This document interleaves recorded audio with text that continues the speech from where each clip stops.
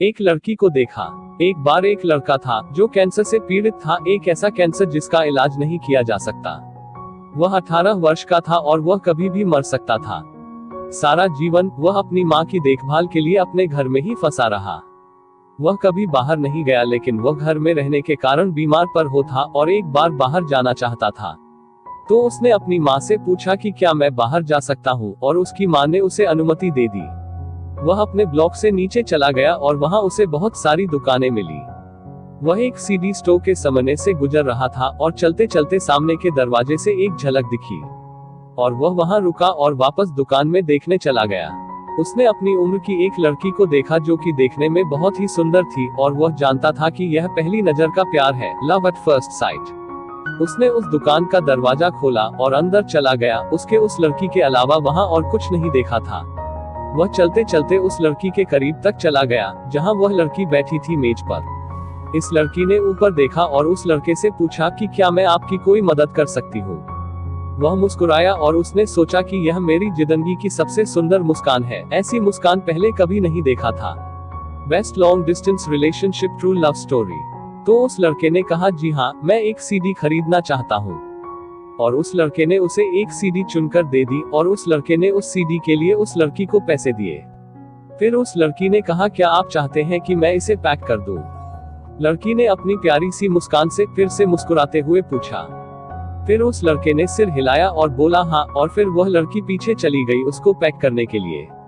वह पैक हुए सीडी के साथ वापस आए और उसने उस लड़के को वो सीडी दे दी। वह लड़का उस सीडी को लेकर दुकान से बाहर चला गया। वह घर गया और उस लड़के को वो लड़की इतनी पसंद आ गई कि तब से वह रोज उस दुकान पर जाने लगा। और फिर उसने एक सीडी खरीदी और फिर उस लड़की ने उस लड़के के लिए उस सीडी को पैक किया। वह सीडी को घर ले गया और अपनी अलमारी में रख दिया। ऐसे वो रोज जाने लगा इस दुकान पर सीडी लेने के बहाने से। अब 1 महीने बीत गए। वह अभी भी उससे अपने बारे में नहीं पूछ पाने के लिए खुद पर बहुत शर्मिंदा था और वह वास्तव में चाहता था कि मैं उसे अपने दिल की बात बोल दूं, लेकिन वह नहीं बोल पा रहा था। उसकी माँ को इस बारे में पता चल गया और उसकी माँ ने लड़के से कहा कि तुम उससे बस एक बार पूछो।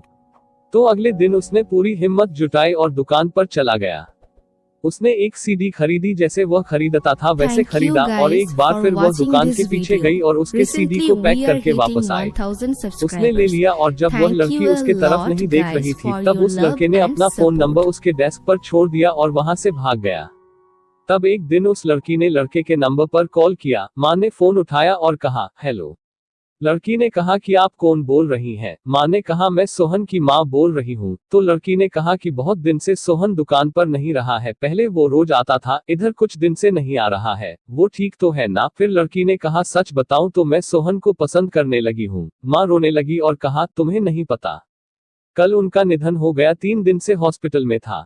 लड़के की मां के रोने के अलावा रेखा शांत थी। लड़की का नाम रेखा था। बात करने के बाद मां लड़के के कमरे में चली गई क्योंकि वह उसे याद करना चाहती थी। उसने सोचा कि वह उसके कपड़े देखकर रो लूंगी, मन को शांति मिलेगी।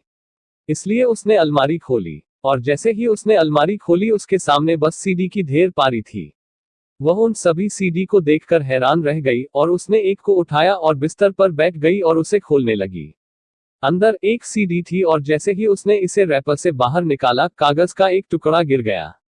मां ने उसे उठाया और पढ़ने लगी और उसे देखकर कहा, हाय, मुझे लगता है कि सच में मेरा बेटा उस लड़की से बहुत प्यार करता था।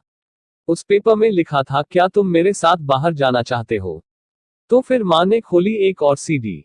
फिर उससे एक पेपर गिरी और फिर वो उसको उठाई और पढ़ने लगी। उसमें लिखा था कि मैं तुम्हें कभी पा तो नहीं सकता, लेकिन मुझसे ज्यादा प्यार तुमसे और कोई नहीं कर सकता, लेकिन अफसोस बस इस बात का ही रहेगा कि मैं तुम्हें कभी ये बता नहीं पाया।